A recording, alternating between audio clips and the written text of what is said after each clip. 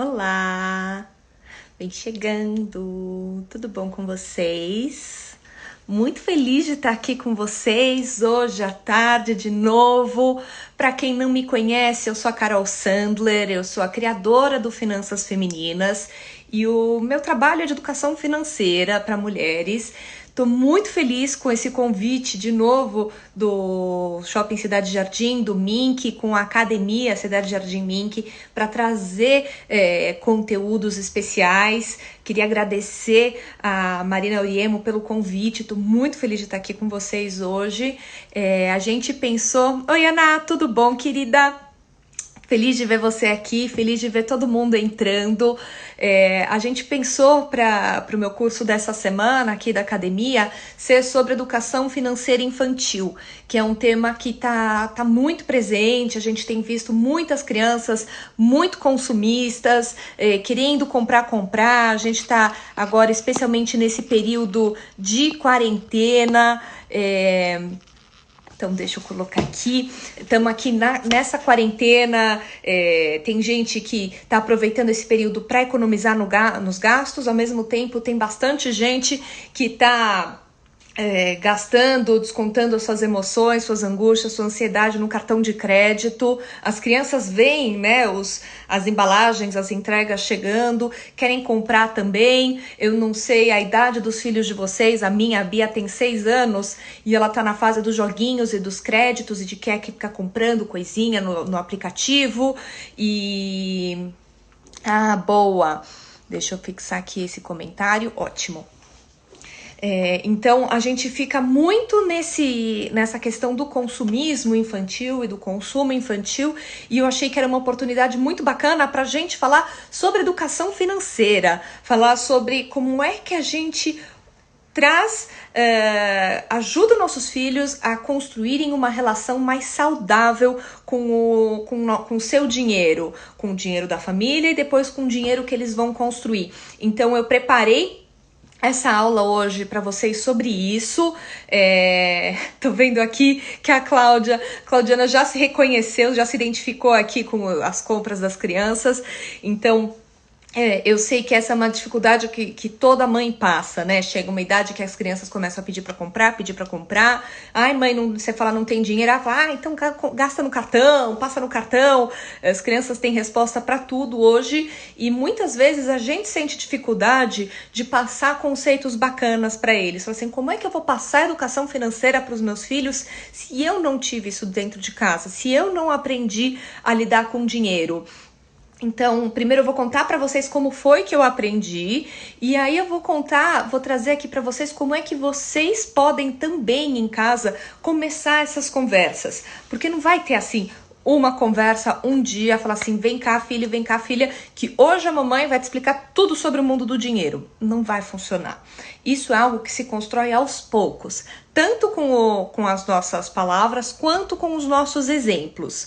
Então não adianta você querer pegar e ensinar os seus filhos sobre educação financeira se você tá na quarentena toda recebendo sacola cada hora de uma loja.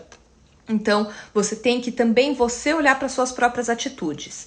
Eu tive muita sorte, meu pai trabalha no mercado financeiro e ele sempre quis me ensinar, ele sempre quis que eu entendesse como funciona esse universo do dinheiro. Então, a partir do momento em que eu tive direito a ter uma mesada de criança, eu já tinha que entregar relatórios de gastos. Então eu fazia aquilo todo mês e a partir do momento que eu comecei a ganhar mesada, eu já comecei a fazer orçamento, sabe? Então foi algo que foi acontecendo naturalmente, os controles de gastos, tudo isso. Quando eu fiz 16 anos, os meus pais me deram uma viagem, um curso de inglês, um mês na Inglaterra, e aí o meu pai pegou e me separou uma verba e ele falou, é isso que você tem para gastar. E ele falou assim, quando você voltar dessa viagem, a gente vai contabilizar tudo. Quanto você gastou com a passagem, com a escola, com a hospedagem, com a alimentação, tudo. Eu tive que anotar todos os gastos e depois consolidar tudo. E quando eu voltei daquela viagem, a gente pegou e sentou para conversar. Falou assim, olha só quanto custou essa viagem. Olha só quanto é que custa a questão do câmbio.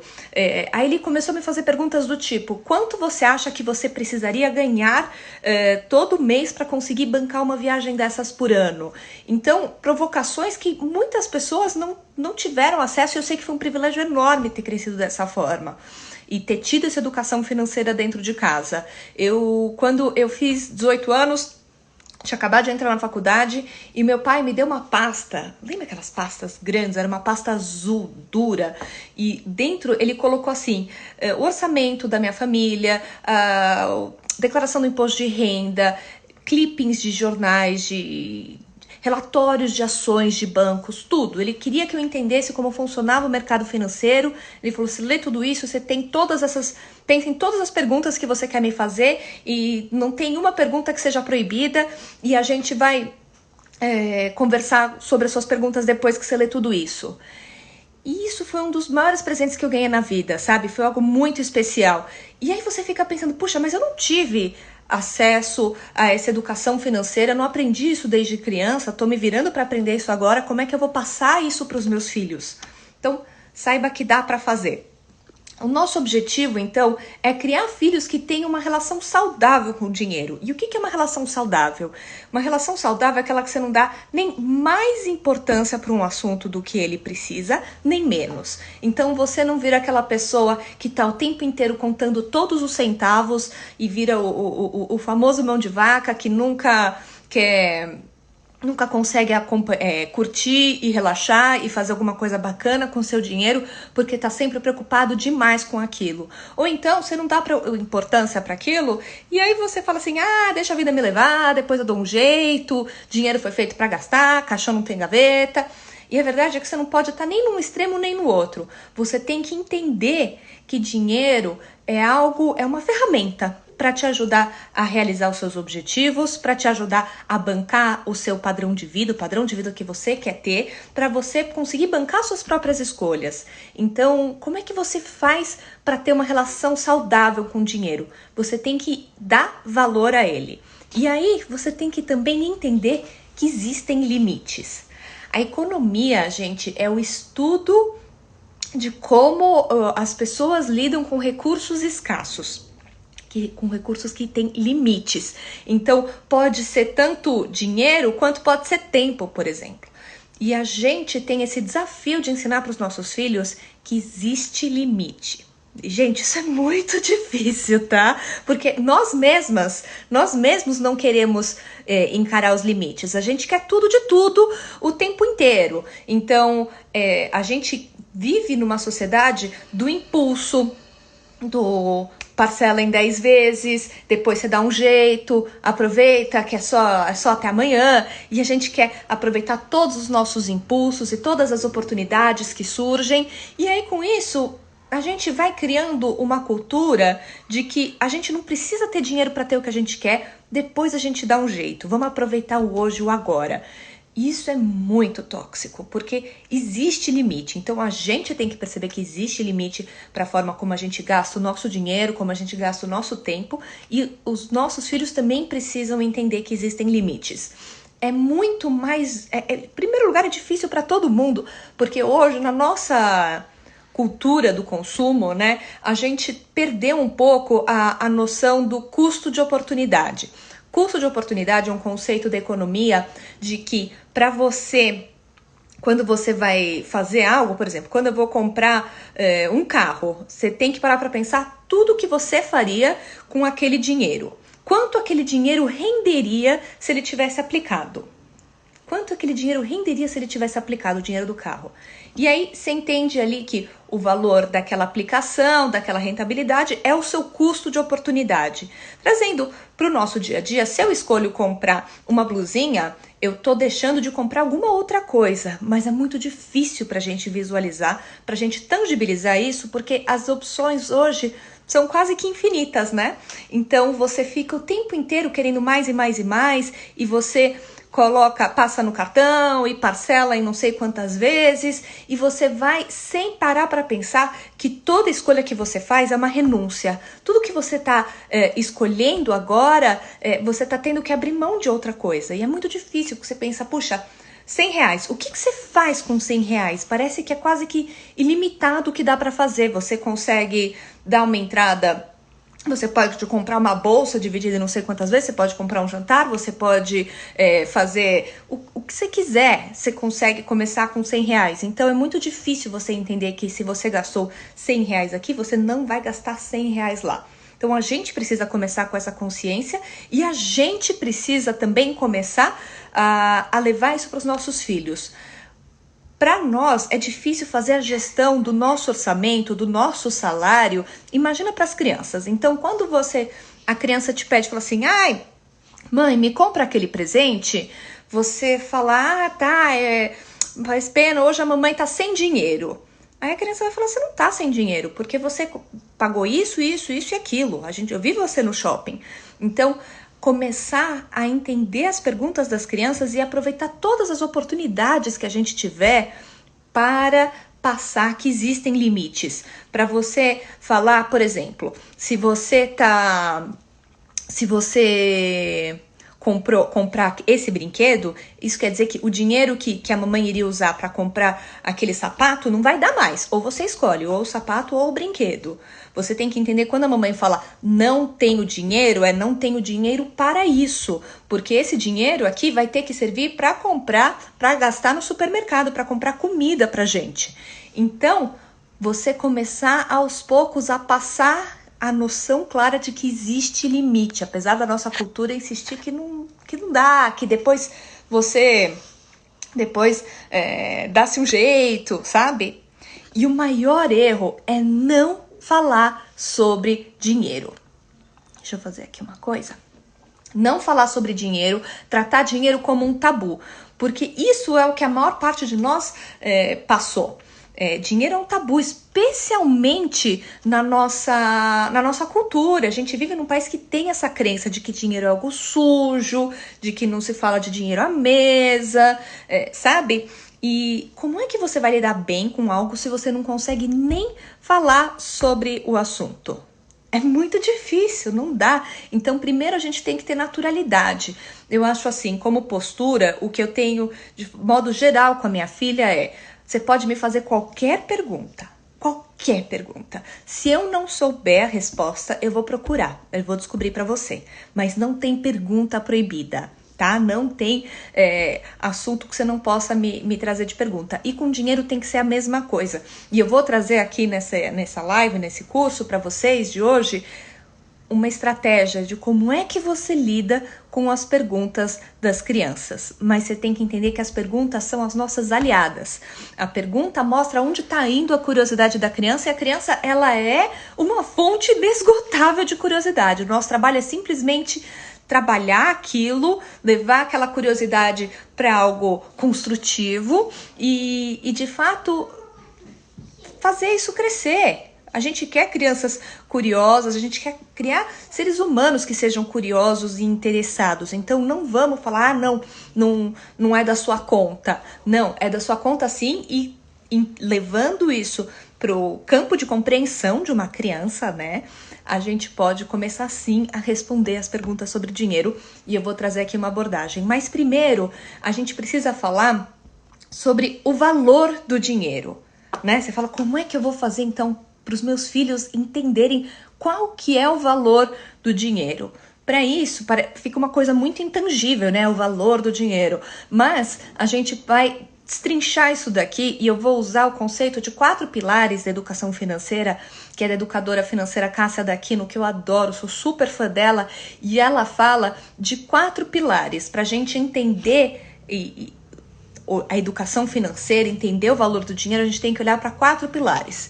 Primeiro pilar da educação financeira é como ganhar dinheiro, que na verdade não é bem ganhar, né? É produzir. Ninguém ganha dinheiro. Eu acho que passa muito uma conotação errada, especialmente para as nossas crianças, sabe? A gente fala sempre para os nossos filhos, a mamãe vai trabalhar porque eu preciso ganhar dinheiro. A criança pode ficar com aquilo na cabeça que ganhar dinheiro é algo fácil, que nem ela ganha o presente, que é como se você chegasse no escritório, batesse Pix, apertasse um botão e pronto, você recebeu aquele bolo de dinheiro. E não é assim. Dinheiro é algo que a gente precisa produzir, que a gente constrói, que a gente rala para ter. Então, isso aqui, o que é? É ensinar uma ética de trabalho, porque da onde vem o dinheiro? Dinheiro vem do nosso trabalho. Então, explicar o que é o nosso trabalho, explicar como é que a gente faz para, de fato, produzir dinheiro, ensinar a criança que existem formas de ganhar dinheiro, ensinar que o dinheiro vem do trabalho, então para ela parar para pensar o que ela pode fazer um dia, ou mesmo hoje, para ganhar dinheiro. Estados Unidos tem muito aquela cultura empreendedora da criança que monta a barraquinha de limonada na rua. A gente não tem aqui nem a segurança, nem a condição de fazer isso. Mas existem formas das crianças, por exemplo, ajudarem na casa com tarefas que você, porventura, contrataria alguém para realizar, para poder remunerar ela. Tipo, não vem com essa de, eu vou te pagar para arrumar a sua cama. Não, arrumar a cama não é nada mais do que obrigação. Mas se você contrata uma pessoa para passear com o cachorro, se você contrata uma pessoa para cuidar do seu jardim, se você contrata uma pessoa para, sei lá, para lavar o carro, e a criança tiver interesse, tá aí uma forma dela começar a empreender. E começar aos poucos a ganhar dinheiro. Eu vi outro dia no meu prédio, eu moro num prédio tipo condomínio, foi antes da quarentena, obviamente, mas tinha 2 crianças aqui do prédio que resolveram montar uma barraca de emojis. Elas imprimiam uns emojis bonitinhos e elas estavam vendendo os selinhos dos emojis. E todas as crianças do prédio estavam descendo lá porque queriam comprar os emojis delas. Pronto, elas descobriram como ganhar dinheiro. O maior exemplo disso é o Warren Buffett, que começou a trabalhar de criança, entregando jornais, e que logo de criança aprendeu que ele precisava produzir dinheiro de alguma forma, que ele queria ganhar aquilo. Então, você pode trazer isso para a sua realidade, por exemplo, explicando para seus filhos o que é o seu trabalho. Como o seu trabalho contribui para a sociedade. De que forma você ganha dinheiro com ele, o que é a reunião, o que é o chefe, o que é o call, sabe?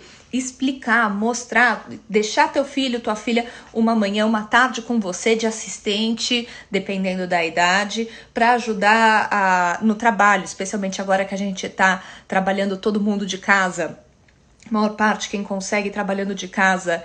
Então, parar para mostrar aos poucos para a criança que é assim, que ganhar dinheiro dá trabalho, né? Então, que você às vezes queria estar brincando com ela, com eles, mas não pode porque tem uma reunião e que nem toda parte do trabalho é divertida, mas que tem sim uma parte do seu trabalho que você gosta muito de fazer, que te realiza, que é um negócio que você gosta. Eu explico muito para minha filha, que fala, da mesma forma que ela na escola tem os amiguinhos, eu também tenho as minhas amiguinhas no trabalho. Ela tem os trabalhinhos, eu tenho os meus projetos. Ela tem a aula, eu tenho a reunião. E vou tentando trazer isso para a idade dela de uma forma que ela consiga entender que o trabalho tem uma importância. E isso é muito, muito relevante, especialmente numa cultura como a nossa, que é uma cultura da ostentação, né? Existe até um gênero musical, né? O funk ostentação, e que quem se deu bem é quem conseguiu muito com pouco esforço, e que quem rala muito é o otário, desculpa a palavra, mas a gente tem uma cultura disso. E quando a gente começa de uma forma comum mostrar o valor do nosso trabalho e que é daí que vem o dinheiro, a gente começa a mudar a relação das crianças com o dinheiro. Esse, inclusive, é o tema do meu próximo livro, que eu vou lançar um livro infantil logo mais, falar justamente sobre isso, sobre a origem do dinheiro, para a gente começar a trabalhar essa questão do valor do dinheiro. Depois, gente, segundo pilar é gastar bem. Isso, gente, pode parecer mais fácil do que... Não é. Gastar bem o dinheiro é algo que todos nós estamos aprendendo constantemente. Porque não é só gastar, é gastar bem. E o que é gastar bem? É gastar de uma forma que, de fato, te traz alegria, porque a gente gasta muito dinheiro com besteira que não traz de fato uma satisfação além da momentânea, do prazer ali de passar o cartão, que é uma realidade. A gente gasta, a gente desperdiça, a gente gasta por impulso, a gente gasta com coisa que não precisa e depois falta dinheiro para pagar as contas essenciais. Então, gastar bem o nosso dinheiro é uma arte que a gente vai a vida inteira trabalhando e se aperfeiçoando.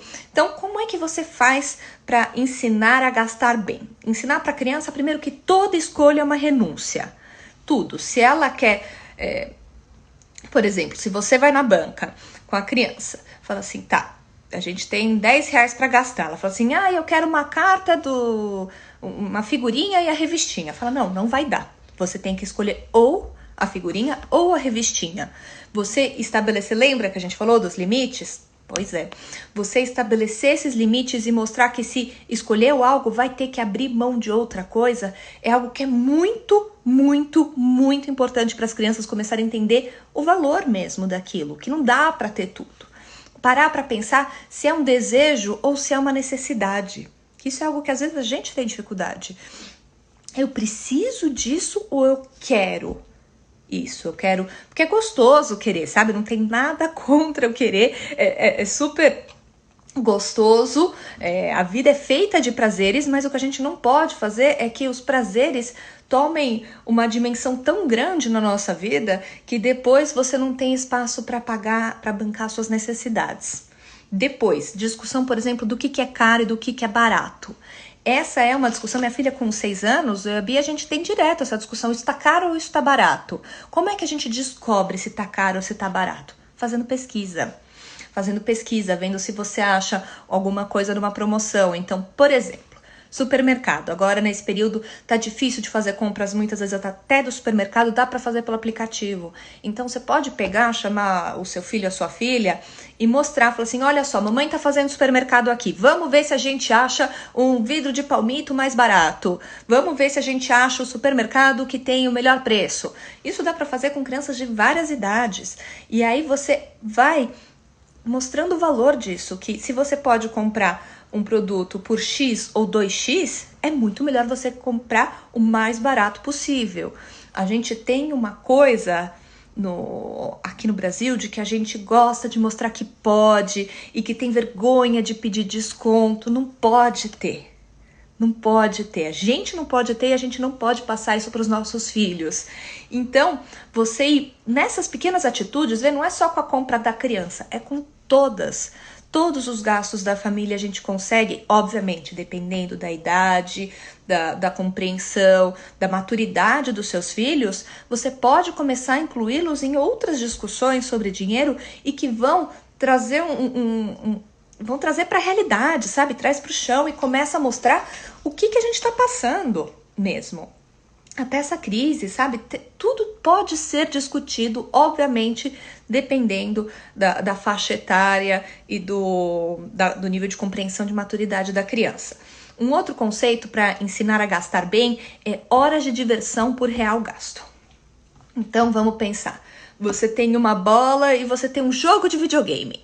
Você fala, não, a bola é mais barata, tal, tudo bem. Mas para pensar, por exemplo, quantas horas você vai se divertir com cada um daqueles brinquedos? Quantas horas você vai jogar o jogo? Quantas horas você vai brincar de bola? Divide aquilo pelo valor e aí você começa a entender que às vezes uma bola vai ser muito barata porque aquela bola vai te render muito. Você vai poder jogar aquela bola por muito tempo e vai conseguir se divertir com outras crianças e que, na verdade, quer dizer, aquela bola, ela não só é mais barata em termos absolutos, mas ela vai gerar muito mais diversão do que aquele videogame. Então, uma boneca que vai comprar e vai querer comprar, vai brincar 5 vezes depois esqueceu da boneca, ou então um jogo às vezes até mais elaborado. É importante a criança parar para pensar que não é só o ato de comprar, porque nós também, como sociedade, a gente tem muita coisa da terapia de compras, de passar o cartão, traz uma alegria, libera um monte de hormônio, E a gente, às vezes, acaba dando mais valor para o ato de comprar do que em ter as coisas, em ter os objetos. Lembrar a criança que ela vai brincar com aquele brinquedo, que ela vai usar aquele item, que ela vai usar aquela roupa ou não, sabe? A história, por exemplo, do vestidinho de festa, que é lindo, tal, parece até tá baratinho, mas você pensa, puxa, vai usar essa roupa uma vez, 2 vezes. Não compensa tanto às vezes, sabe? Dá pra pegar emprestado de um primo, sabe? Do filho de uma amiga. De que formas a gente vai aos poucos ensinando as crianças a dar valor para o que elas compram e para o que elas têm. Depois, o terceiro pilar, como guardar. Ensinar que guardar é algo que você tem que guardar sempre. Sempre, você sempre precisa guardar uma parte do que você ganha. Você nunca pode gastar tudo que você ganha. Uma vez eu recebi um e-mail de uma leitora minha no Finanças Femininas, que ela me falou exatamente isso. Ela falou assim, Carol, ninguém nunca me ensinou que eu não podia gastar tudo que eu ganhava. Eu falei, pronto, então eu tô aqui te ensinando, primeira mão, não pode gastar tudo que você ganha.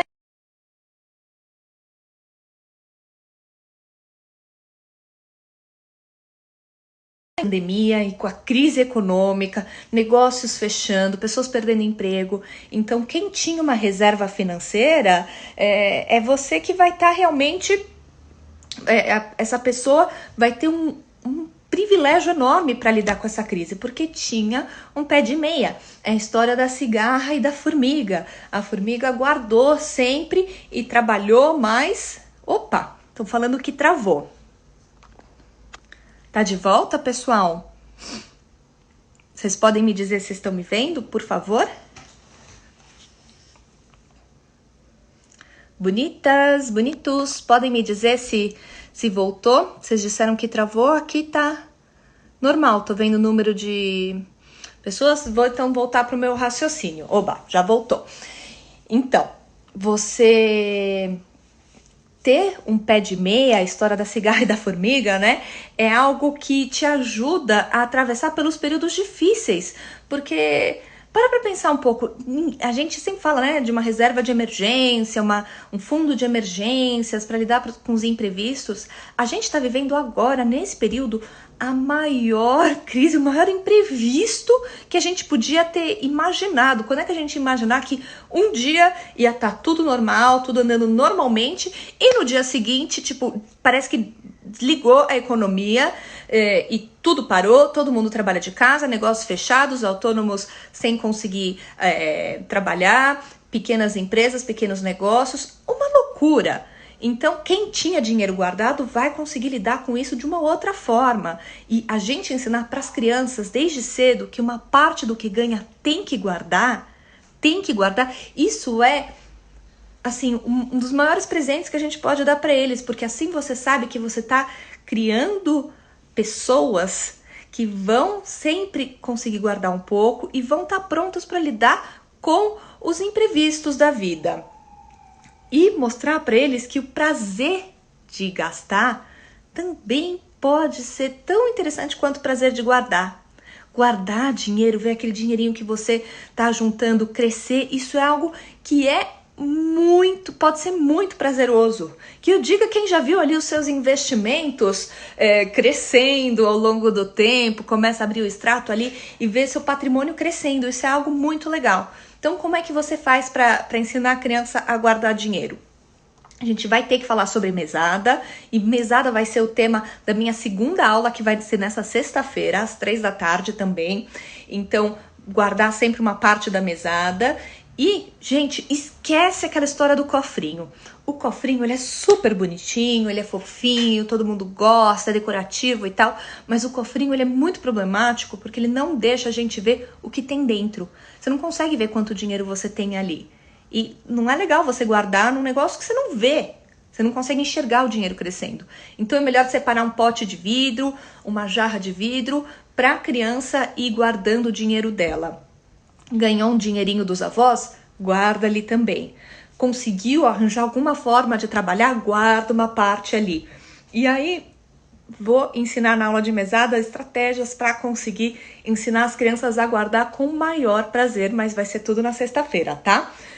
Aproveitando, eu tô vendo que já tem dúvidas aqui no botãozinho das perguntas. Quem tiver dúvidas, manda aqui que depois que eu trouxer esse conteúdo, eu vou responder as dúvidas de vocês, tá? Pode aproveitar e mandar mesmo. E a quarto pilar, como doar. E doar não precisa ser dinheiro, mas doar é essencial. A gente vive numa sociedade muito desigual, a gente vive numa sociedade em que você tem poucos com tanto, e tanta gente, às vezes não tem nem o mínimo, que você ensinar a doar é uma responsabilidade social. Faz parte de você criar adultos conscientes e bons cidadãos, sabe? Eu acredito que não tenha ninguém que seja tão rico que não possa ganhar e ninguém que seja tão pobre que não possa dar. Sempre. E a gente pode dar e receber de várias formas, tá? Mas tem um outro ponto da doação que é muito importante, que é o seguinte: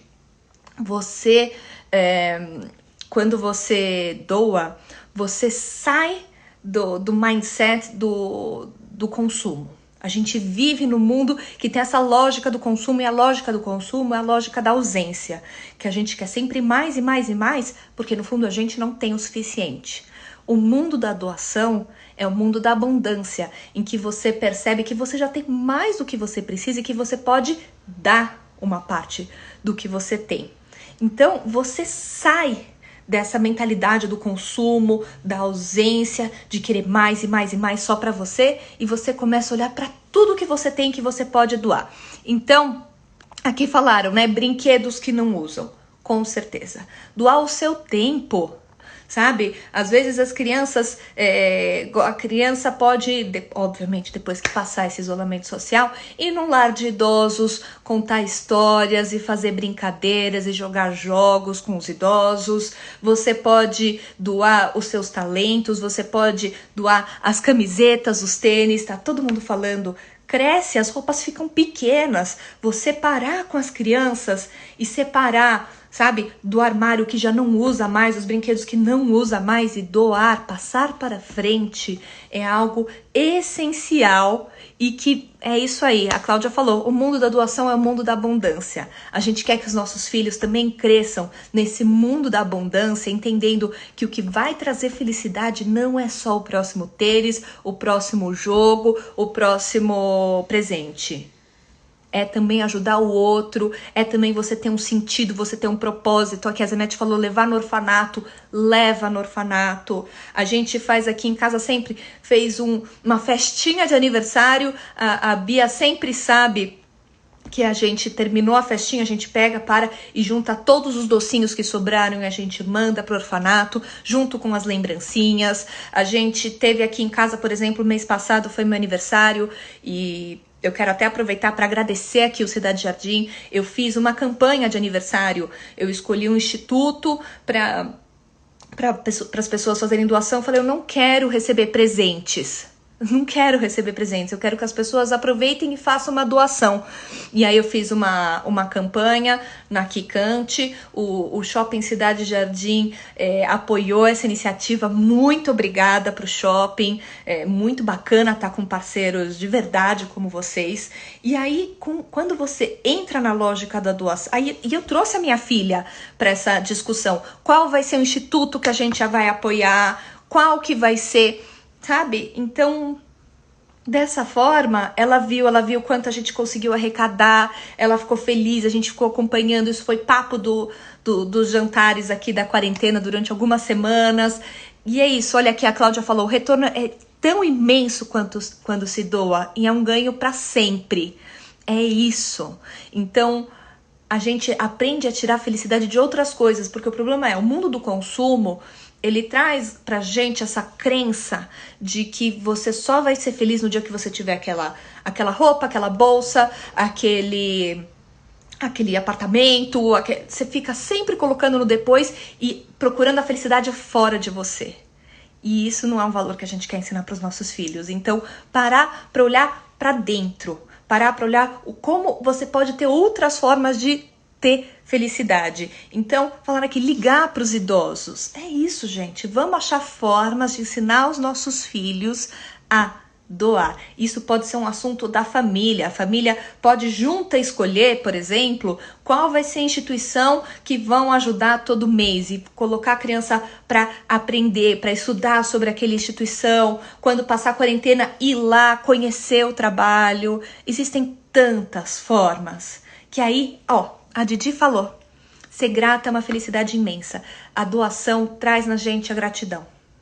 Traz a gente a gratidão. Quem doa também sente gratidão, não é só quem recebe. E quando você sente gratidão, você tá essa coisa da abundância, você não precisa de mais, você não precisa de coisa de fora. Você pode simplesmente olhar aqui dentro e falar, puxa, eu já tenho muito mais do que eu preciso, do que eu quero. E o que eu quero mesmo é poder ajudar os outros. E você trazer isso para os teus filhos, você vai ajudar a fazer com que eles tenham também valores bacanas com dinheiro. Olha aqui, é isso, a gente tá todo... E essa fase que a gente tá vivendo é uma fase muito, muito, muito importante. A gente tá vendo um renascimento da filantropia. As pessoas... Eu recebo, mensagem de gente que fala assim, Carol, eu tô endividada, mas eu quero fazer uma doação. Eu falo, não, calma, primeiro você se organiza e depois você doa. Você pode doar outras coisas que não seja dinheiro. Tá todo mundo querendo ajudar um ao outro. Nos abrigos, os bebês precisam apenas de colo. Ai, até choro. É isso. A gente pode ajudar de várias formas. Eu explico pra minha filha, pra Bia, que a minha forma de ajudar também é levar esse conteúdo, levar essa educação. Quem pode fazer máscara pra doar? A gente vamos todos juntos, tá? Eu quero que vocês entendam. Esses 4 pilares são fundamentais. Eu vou repassar aqui pra vocês, tá? Primeiro pilar, como ganhar dinheiro. Segundo pilar, como gastar bem o dinheiro. Terceiro pilar, como guardar sempre, um pouco que seja sempre. E o quarto pilar, como doar. É isso, olha, ajudar a preencher formulários, ajudar às vezes o idoso, agora tá tendo esse movimento nos prédios. Pensar, por exemplo, tem muita gente que tá indo fazer o supermercado pelos idosos. Sabe? Do prédio, para eles não precisarem sair de casa. Então, existem várias formas de você doar, de você ajudar o próximo. E você criar nas crianças, já desde cedo, essa mentalidade que a gente tem que sempre olhar para o próximo, que a gente tem que sempre ajudar. E quando você ajuda, todo mundo sai melhor, é algo que você tá plantando uma semente do bem ali para a criança. E aí, trazer para vocês... umas conversas importantes, tá? Que eu acho fundamentais pra gente ter... eu tô vendo assim o carinho que eu tô recebendo de vocês, eu vou começar a chorar nessa live. Vocês são... Sério, vocês são demais. Vocês são demais. E aí, algumas conversas importantes pra você ter com seus filhos. Lembra que no começo da live eu falei, eu vou trazer aqui um guia pra como você lida com as perguntas das crianças? Então, primeira pergunta que você pode sempre fazer quando a criança pedir alguma coisa, perguntar se é uma necessidade ou se é um desejo. Sabe, hoje minha filha veio me pedir uma coisa que era uma necessidade. Ela falou assim, ai mãe, eu tô sem calça, tô sem shorts. A gente falou assim, pois é, ela cresceu, de repente deu um estirão e ficou tá com pouca roupa em casa. Eu falei assim, puxa, a gente precisa, isso é uma necessidade. Quando a gente pega e entra no site e vai fazer encomenda de roupa, ela fala assim, ai mãe, bota essa blusinha aqui, isso aqui é tão bonitinho. Eu falo assim, Bi, isso aqui é necessidade ou isso é desejo? Ai mãe, eu acho que é desejo. Aí eu falo assim, você precisa? Você tá faltando? Aí a gente vai lá no armário e olha quantas blusinhas ela tem. Ela fala, é verdade, eu não preciso disso, mamãe, eu não quero mais. Pronto, e ela vai entender que aquele dinheiro que ela não gastou naquela blusinha, ela vai depois, um dia a gente vai poder usar aquilo com outra coisa, tá? Depois, perguntar, quando a criança te pergunta algo, te pede algo, fala assim, ai mãe, me compra isso, me compra aquilo, pergunta, mas por que você quer? Por que você quer? Isso é uma pergunta que a gente pode fazer para nós mesmos, sabe? Eu vou contar para vocês uma história que eu li num livro que eu achei sensacional, que a autora falava que ela, vamos lá, era uma mulher que queria comprar uma casa na praia, que o sonho dela era ter uma casa na praia, e que ela estava super endividada, mas ela queria, que ela quase pegou, e um dia deu entrada para fazer um financiamento numa casa na praia. E aí a mulher perguntou para ela, assim, mas por que você quer a casa na praia? Ela falou, é porque eu queria ter um espaço com a minha família, com os meus filhos, que a gente pudesse se curtir juntos, todo mundo sem celular e estar juntos de uma forma prazerosa. Isso não é uma casa na praia, isso pode ser qualquer espaço, em qualquer lugar. Então, o que ela fez? Ela comprou uma cesta, no livro ali, $2, e naquela cesta, toda noite, a família tinha que pegar e deixar o celular, e na hora do jantar, todo mundo sem celular durante 1 hora em conexão, de pegar, conversar como foi seu dia, contar, depois jogar um jogo em família. E aquela cesta valia uma casa na praia. Então, parar para pensar, por que você quer isso? Por que você quer esse brinquedo? Por que você quer esse slime? Por que você quer esse crédito no jogo? Por quê? Porque quando você pergunta e vai a fundo na história, você começa a entender o que tem por trás do desejo. Porque sempre tem alguma emoção por trás do desejo. E ajudar a criança a entender tudo que ela já tem. Porque a gente vive numa era de tanto excesso, né? Que às vezes a criança nem lembra que tem algo parecido, algo que pode fazer, às vezes, daquilo. Então, a minha filha estava perguntando, outro dia me pediu, mãe, a minha slime secou, tô sem slime, me compra uma slime? Eu falei, não, você quer slime? Por que você quer slime? Não, porque eu quero me divertir com você. Eu falei assim, tá bom, então sabe como a gente vai se divertir? A gente vai se divertir fazendo a slime. Então a gente foi, comprou a cola e a espuma de barbear, e a gente fez uma receita caseira, e o fazer o slime foi mais divertido até do que brincar com o slime. Ela achou que ela ia brincar comigo com slime, ela percebeu que não era aquilo. E que a gente poderia ter feito aquela brincadeira, aquela diversão, de várias outras formas, tá? Às vezes é pegar e, gente, ontem, domingo, com a minha filha, o programa foi, ela queria que eu comprasse créditos pra ela no jogo, porque tem um jogo que ela gosta que é tipo uma caça ao tesouro. A gente fez a caça ao tesouro em casa e a corrida de obstáculos. Eu peguei fita crepe, fiquei fazendo pela casa. É isso. O desejo por um objeto muitas vezes tem um fundo emocional, que é a conexão, é o estar junto, é o não estar tão sozinho nesse período. Existem formas que nós adultos também podemos ajudar. A terceira pergunta é: por que você quer saber isso? Por exemplo, a criança vem para ela e pergunta, mãe, quanto você ganha? Qual que é o seu salário? E você fala, não é da sua conta? Não. Fala, mas por que você quer saber?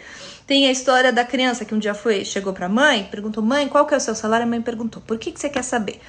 Ele falou assim, não, porque o fulaninho na escola disse que ele era rico e eu quero saber se a gente é rico ou não. Você já começa a entender as conversas, as crenças, as preocupações, você começa a entender, então não é da sua conta, é perguntar qual que é a origem da sua curiosidade, por que você quer saber isso? Você, às vezes mãe, a gente é rico, a gente é pobre, porque quer aproveitar para te pedir um brinquedo, sabe? As crianças têm de tudo, aproveita e encara a pergunta dela de frente. Você não precisa responder, porque você não vai responder para uma criança de 6 anos, de 10 anos, qual que é o tamanho do seu salário. Mas você pode sim ajudar a ela entender qual que é a fonte daquela curiosidade, para juntas vocês entenderem e lidarem com as curiosidades dela sobre dinheiro de uma forma mais saudável. E a quarta é, o mais caro é mesmo mais legal? Teve um typo aí, desculpa, um errinho. O mais caro é sempre mesmo mais legal? Porque não é. O jogo de videogame pode parecer um negócio super divertido, mas na verdade, você pegar e pegar uma bicicleta na rua e dar uma pedalada, brincar de bola, fazer corrida de obstáculo em casa com almofada, sei lá, é mais divertido. Às vezes a gente fica achando, mesmo nós, de que, sabe, aquela coisa, você vai no restaurante, não sabe escolher o vinho, vai olhar qual que é o mais caro do cardápio para ver qual que é o melhor. O mais caro nem sempre é o melhor. Existe um monte de teste cego com um monte de produto. Você você pegar e mostrar para a criança que nem sempre o mais caro é melhor. Aqui a Zenete falou, por segurança, não falar salário, com certeza, se é rico, se é pobre, com certeza, mas isso não se fala mesmo. Mas você perguntar para a criança, por que que você quer saber isso? Você perguntar para a criança, ensinar ela, então, qual a dificuldade de você ter um bom salário se já é mais adolescente? Por que que você quer saber se a gente é rico ou se a gente é pobre? Qual diferença que isso faz na sua vida nesse momento? E começar aos poucos aí na raiz da dúvida e da curiosidade, você pode se surpreender com o que vem de lá. Às vezes é medo, às vezes é desejo de pertencimento. Ó, a Jana fez a diferença do dia. Obrigada. Deixa eu ver aqui as perguntas que chegaram. Se é verdade que está chegando a inflação. Não é muito o tema da live, mas eu vou responder aqui, tá? Como devemos nos comportar com o nosso dinheiro agora? A inflação, minhas queridas, por enquanto não está chegando, tá? A inflação tá super sob controle, a expectativa do mercado é que ela tá realmente sob controle, as pessoas não estão consumindo menos, não tem excesso nem de oferta, que é um dos motivos de inflação, nem de demanda dos consumidores. Então, inflação não é uma questão agora, tanto que o Banco Central acabou de cortar nossa taxa de juros de novo, está em 3% ao ano. A taxa de juros é uma das medidas que o governo usa, uma das ferramentas do governo para conseguir controlar a inflação, a taxa de juros. Então, inflação não é um problema no momento. A questão é como devemos nos comportar com o nosso dinheiro agora. E isso dá para a gente linkar, inclusive, com a conversa aqui do infantil. A questão é o seguinte, gente, agora é o momento mais importante pra gente controlar os gastos, pra gente guardar o máximo que puder, aproveitar tudo que tiver em casa, e, sabe? Então, é sem desperdício, é sem exageros, é momento de cortar supérfluos, é momento de achar formas de se divertir em casa gastando pouco, ou gratuitas, e dessa forma guardar dinheiro, porque esse é o principal. A gente conseguir guardar e criar uma reserva. Se a gente não tinha uma reserva, criar uma reserva, porque a gente não sabe quanto tempo, de verdade, essa crise vai demorar ainda. A gente não sabe como vai ser o ritmo da recuperação. E tá vendo? Olha só. Então, isso é uma questão que a gente pode discutir com as crianças, tá? Você pegar e falar assim, filha, vamos ver aqui tudo que tem na geladeira e parar pra pensar que receita a gente pode fazer com tudo que sobrou aqui, pra gente não precisar ficar jogando comida fora, sabe? Aqui, professora Roberta, meu filho uma vez me perguntou se éramos ricos. Ele estuda uma das melhores escolas do Brasil, mas não se sentia tão pertencente ao grupo de amigos. Porque, gente, é muito difícil isso, né? As crianças, a Bia, desde que ela tem 3 anos, ela fala assim, olha mãe, é o tênis igual da fulaninha, da minha amiga, eu quero o tênis igual dela, porque tem essa coisa da pertença. Mas a amizade não tem nada a ver com dinheiro. Então, a insegurança do filho tá muito mais ligado a uma questão social do que com do social dele, né, de ter as amizades dele, do que do dinheiro em si. Então, a gente não precisa se preocupar com essas coisas, com o que isso quer dizer. Não, vai, senta, pergunta, conversa, chega à raiz da curiosidade. As crianças, elas trazem já direto a nossa curiosidade, a curiosidade delas pra gente. O nosso papel como pais e mães é estimular essa curiosidade e fazer com que ela tome caminhos que sejam saudáveis, né? Gente, eu quero agradecer muito o carinho de vocês. Eu amei os comentários de vocês. Essa live vai ficar salva aqui no Instagram da academia. Depois ela vai pro YouTube da Academia Cidade Jardim. Tô muito feliz com esse convite. Quero lembrar vocês, sexta-feira, 3 da tarde, a gente vai falar sobre mesada, que vai ter polêmica e tal. Tem gente que é super a favor, tem gente que é super contra. Eu sou muito a favor. Para mim, mesada é uma ferramenta de educação financeira. É a melhor forma de ensinar as crianças a lidar com dinheiro na prática. Eu vou trazer todo o passo a passo, todas as informações. Gabriela, que delícia te ver aqui. Tô muito feliz de ver o carinho de vocês. Ana, Obrigada, gente, obrigada mesmo pelo carinho. Foi sensacional essa live mesmo. E não percam, porque sexta-feira tem mais, tá bom? Ó, e tem uma programação maravilhosa aqui da Academia Cidade Jardim rolando aqui no perfil do shopping. Ó, beijo enorme pra vocês. Vejo vocês na sexta, hein? Até mais!